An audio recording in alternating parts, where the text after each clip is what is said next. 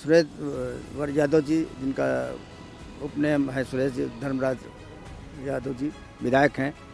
2 बार विधायक रहने के बावजूद भी मैं देख रहा हूँ जिस तरीके से विकास करना चाहिए था वो विकास नहीं हो गया। विकास ना होने के कारण उनको लोग अब लाइक नहीं कर रहे हैं, उनके आचरण से लाइक नहीं कर रहे हैं। वो लोगों से मिलते नहीं हैं, जुलते नहीं हैं। आना जाना लोगों को जब होता है तो वो बड़ी गलत नज़रों से देखते हैं। और इन्हीं सब चीज़ों का जो आक्रोश है वो मुझको मेरी तरफ वोट के रूप में। आप क्या मानते हैं एक पॉलिटिकल लीडर के रूप में, आप लोगों को जो लखनऊ बगल में है, जिस तरह से लखनऊ में विकास दिखता है, जिस तरह की आधुनिक जीवन शैली के लिए सुविधाएं वहां पर उपलब्ध हैं, क्या बाराबंकी के लोग भी ऐसा सपना देख सकते हैं? बिल्कुल निश्चित सपना देख रहे हैं और सपना मैं पूरा करूँगा।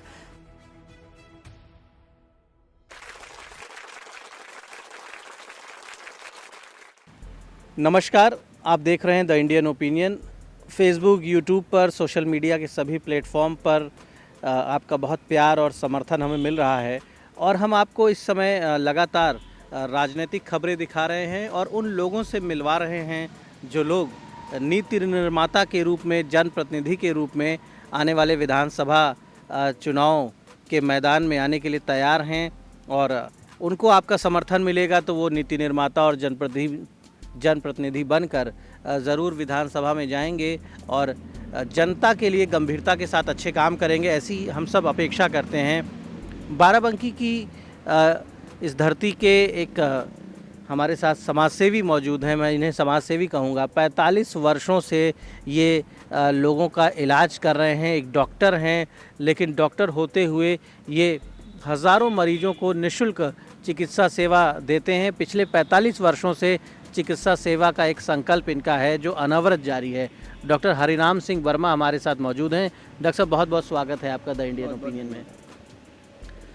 तो डॉक्टर हरिनाम सिंह वर्मा की जीवन यात्रा, इनका फैमिली बैकग्राउंड और किस तरह से राजनीति में इन्होंने कदम रखा, इन विषयों के बारे में हम जानकारी करते हैं। डॉक्टर साहब, सबसे पहले तो हम जानना चाहेंगे कि आपका पारिवारिक पृष्ठभूमि आपकी और आप किस गाँव के रहने वाले हैं? मैं बाराबंकी में नवाबगंज तहसील है, उसमें एक गांव है हासेमो। तो वहाँ को मैं मूल किसान परिवार से मैं आया हुआ हूँ और मेरे पिताजी पूरा जीवन कृषि ही करते रहे और वहाँ से मैंने वहीं पर मैंने अपना जब डिग्री लेकर के मैं आया अपनी, तो मैंने अपने गांव में ही से लोगों की सेवा की। मुझको सरकारी नौकरी के कई एक ऑफ़र आए हुए थे, मगर मेरा एक प्रण था कि मैं गांव में रह करके लोगों की सेवा करूंगा, क्योंकि मेरे गांव के पास पड़ोस दूर दूर तक कोई अच्छे डॉक्टर नहीं थे, पढ़े लिखे डॉक्टर नहीं थे। लोगों को बाराबंकी आना पड़ता था और वहां से आने जाने का भी बहुत अच्छे साधन नहीं थे। इसमें मैंने वहीं से स्टार्ट किया अपने जीवन का जो लक्ष्य था उसको लेकर के, और चिकित्सा सेवा में ही मैंने स्टार्ट किया, नौकरी नहीं की।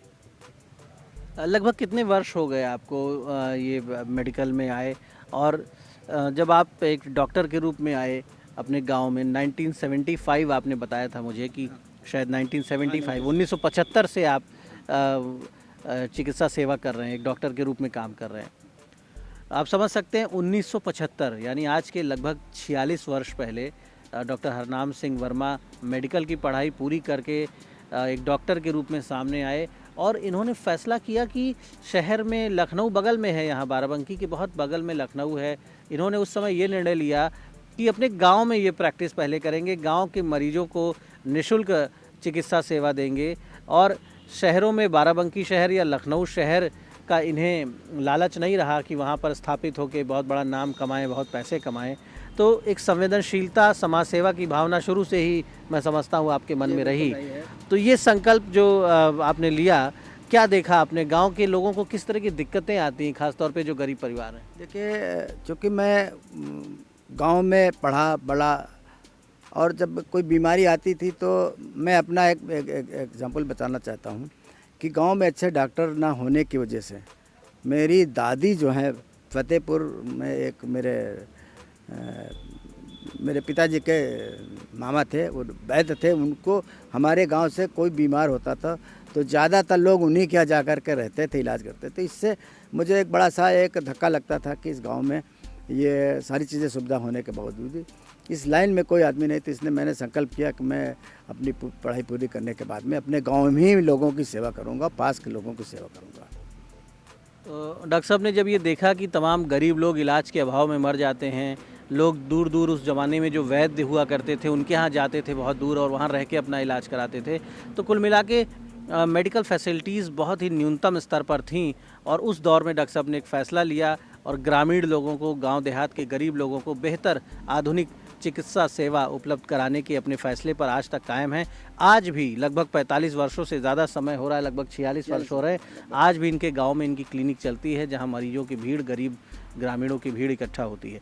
डॉक्टर साहब, राजनीति में आपने कब कदम रखा और बीजेपी में बताते हैं कई दशकों से आप बीजेपी से जुड़े रहे, बीजेपी की विचारधारा को आपने शुरू से ही फॉलो किया, तो राजनीति का सफ़र आपका कैसा रहा और उसमें प्रमुख उतार चढ़ाव क्या रहे? देखिए, राजनीति में क्योंकि मेडिकल क्षेत्र में था तो राजनीति से मतलब मेरा लगाव तो था, मगर ये कि बहुत ज़्यादा सक्रिय नहीं हो पा रहा था क्योंकि मैं इतना लोगों की चिकित्सा सेवा में इतना व्यस्त रहता था। मगर एक बार मुझे मन में आया कि इस क्षेत्र में, राजनीतिक क्षेत्र में जाने से जो गरीब लोगों की जो मूल समस्याएं हैं, थाना है, कचहरी है, गांव विकास नहीं होना, इन सब चीज़ों की तरफ मैंने कहा अगर मैं जाऊंगा तो अच्छे से कर लूँगा।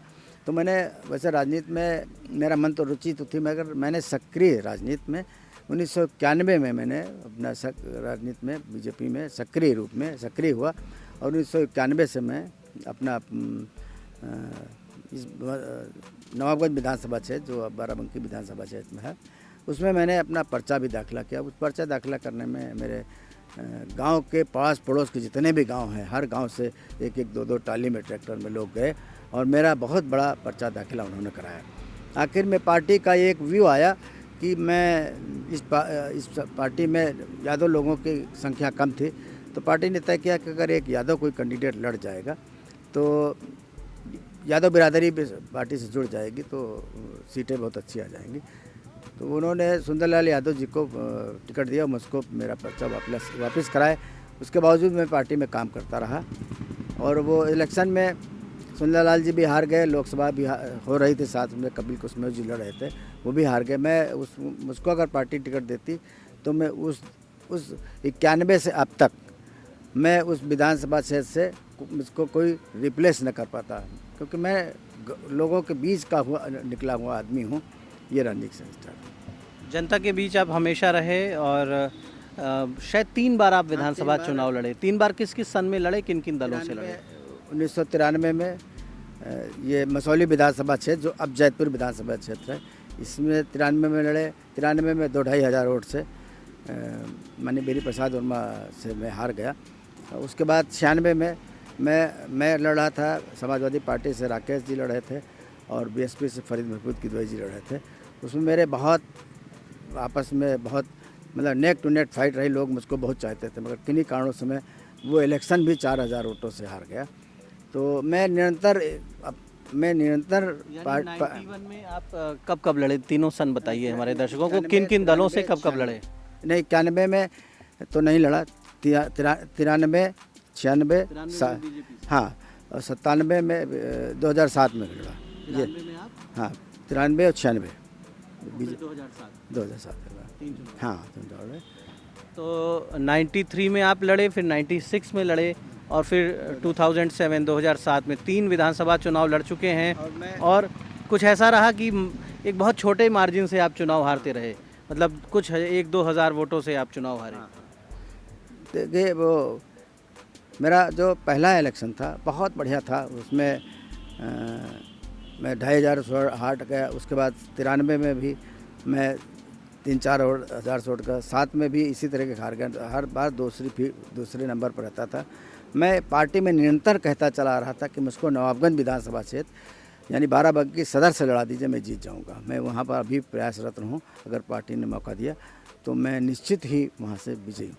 इस बार बाराबंकी सदर सीट से आपकी दावेदारी है, जिसे नवाबगंज कहते हैं, और आप बीजेपी से टिकट मांग रहे हैं। बीजेपी में बड़ा लंबा समय आपने दिया है, हालांकि बीच में कुछ समय के लिए आप समाजवादी पार्टी में चले गए थे, लेकिन बीजेपी के ज़िले के सबसे पुराने नेताओं में आपकी गिनती होती है डॉक्टर हरनाम सिंह वर्मा की। नवाबगंज विधानसभा को लेके आप बड़े कॉन्फिडेंट हैं, आशान्वित हैं कि यहाँ जनता का समर्थन आपको मिलेगा और यदि बीजेपी आपको टिकट देती है तो आप विधानसभा पहुँचेंगे। बिल्कुल बिल्कुल ये सत्य है। अगर पार्टी ने विश्वास किया और मुझको टिकट दिया तो मुझको लोग, हर बिरादरी के लोग, हिंदू, मुसलमान, गौतम, ये जिन लोगों को पार्टी समझती कि मेरा वोट नहीं, वो मेरे लिए अपनी गाड़ी से मुझको कमिटमेंट कर रखे हैं कि डॉक्टर साहब आपने मुझको 45 साल से जो सेवा दी है मैं उसको अदा करना चाहता हूँ, आपका ऋणी हूँ। तो वो सारे लोग मेरे साथ जुड़ेंगे और मैं निश्चित ही भारी मतों से जीतूँगा। डॉक्टर साहब बहुत कॉन्फिडेंट हैं, इन्हें पूरी उम्मीद है, इन्हें दावा है इनका कि इन्होंने जो काम किया है पिछले 45 वर्षों में, समाज में सभी वर्गों के लोगों की सेवा की है, मदद की है, तो बड़ी संख्या में लोग जुड़े हैं सभी वर्गों के, और वो लोग चाहते हैं कि आप बीजेपी से चुनाव लड़ें, और अगर चुनाव लड़ते हैं, टिकट मिलता है तो इन्हें अपनी जीत निश्चित दिखाई पड़ रही है। डॉक्टर साहब, राजनीति में आने का मूल उद्देश्य क्या है? हालांकि कई दशकों पहले आप राजनीति में आए थे, फिर भी हम जानना चाहेंगे कि राजनीति की परिभाषा क्या है आपकी दृष्टि में?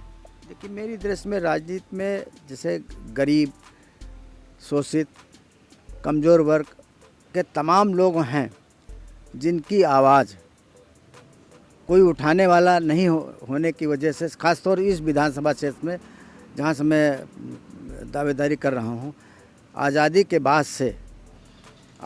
बाद से यहाँ पर कोई भी भारतीय जनता पार्टी का कोई प्रत्याशी जीता नहीं है।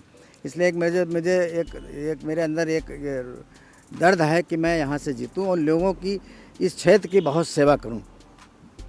यहाँ सुरेश यादव विधायक हैं और वो लगातार 2 कार्यकाल से यहाँ पर विधायक हैं, 10 वर्षों से विधायक हैं, लगातार चुनाव जीत रहे हैं।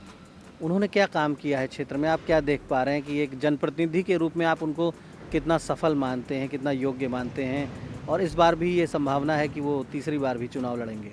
देखिए, सुरेश यादव जी, जिनका उपनाम है सुरेश धर्मराज यादव जी, विधायक हैं।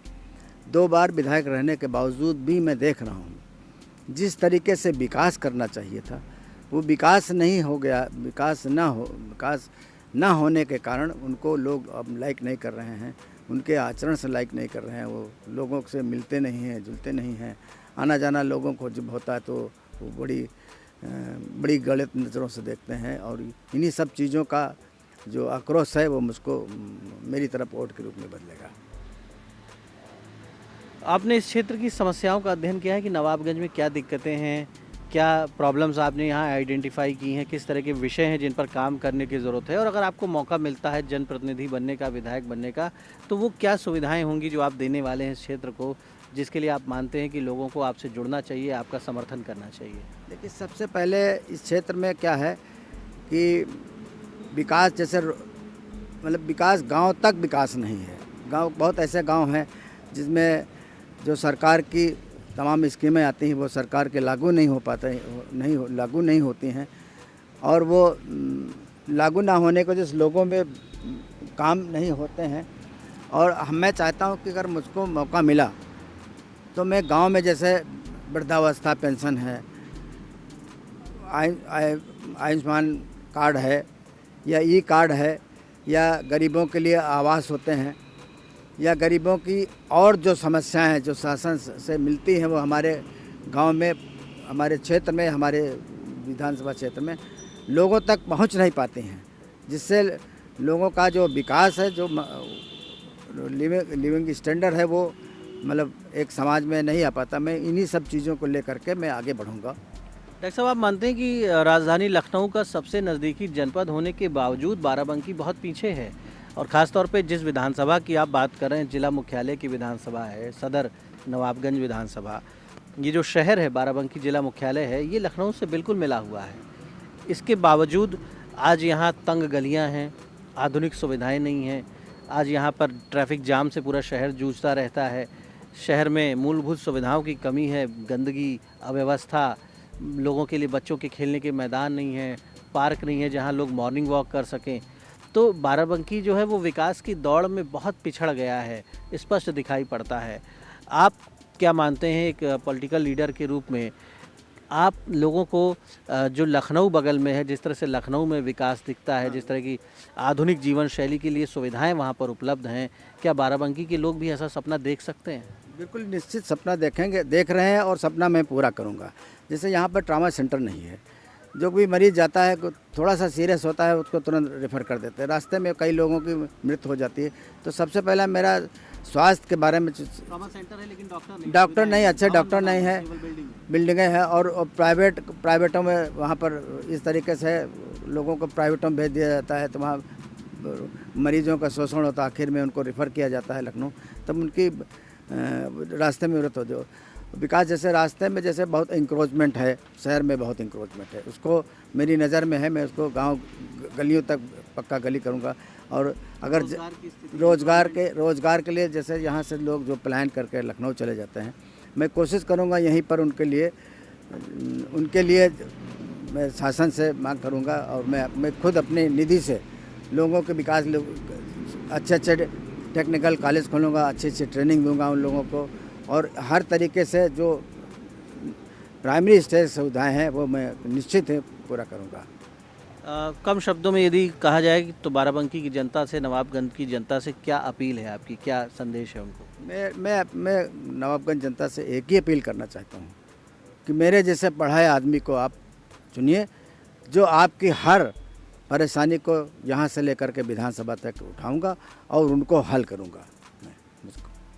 तो एक अपील की है डॉक्टर हरिनाम सिंह वर्मा ने बाराबंकी की जनता से कि वो ऐसे प्रत्याशियों को मौका दें जो शिक्षित हों, सभ्य हों, विनम्र हों, सज्जन हों, जो मतदाताओं का, जनता का सम्मान करें, कोई जातीय द्वेष न हो, कोई जाति भेद न हो, सभी वर्गों के लोगों को साथ मिले कि उन्हें आगे बढ़ाएं, उनके विकास के ज़रूरी काम करें और एक सच्चे ईमानदार जनप्रतिनिधि के रूप में अपने दायित्व का निर्वहन करें। ये अपील है डॉक्टर हरनाम सिंह की कि ऐसे ही प्रत्याशियों को जनता का समर्थन मिलना चाहिए।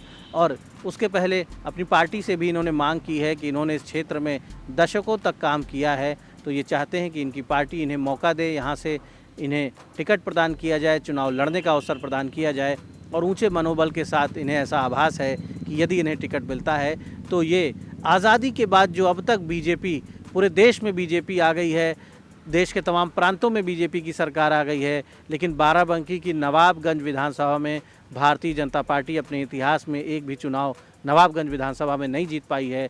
तो डॉक्टर हरनाम सिंह चाहते हैं कि भाजपा का यहाँ भी खाता खुले और नवाबगंज जो है उसके ऊपर भी भाजपा का ध्वज लहराए, ऐसी इनकी इच्छा है, ऐसा इनका प्रयास है। इनकी पार्टी अगर फैसला करती है तो ये पूरी ताकत से चुनाव लड़ने के लिए तैयार हैं। धन्यवाद।